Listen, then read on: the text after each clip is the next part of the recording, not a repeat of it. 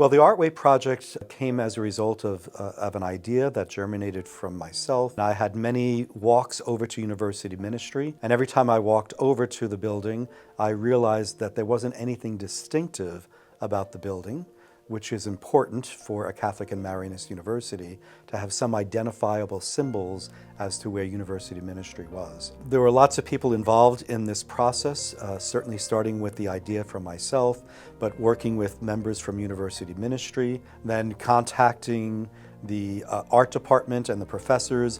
Incorporating the students from the art department was a way in which we put forth the Catholic intellectual tradition through the arts. The arts have always been a way in which the Catholic intellectual tradition has been portrayed. We have centuries of hundreds of years of people who have used artwork to express the divine and express the mystery of God. And so I thought it was just a great way for the students to be able to do that, as well as to have like a footprint at the university. Like, this is something that's going to be pretty permanent, and to realize that through their work, through their effort, through their talent, they helped make the campus a better campus. One of the very interesting things, I think, is that if you look at the artwork, it's quite beautiful and quite detailed. Only one person was an art major. Every other student was taking art. And so I think that's unbelievable.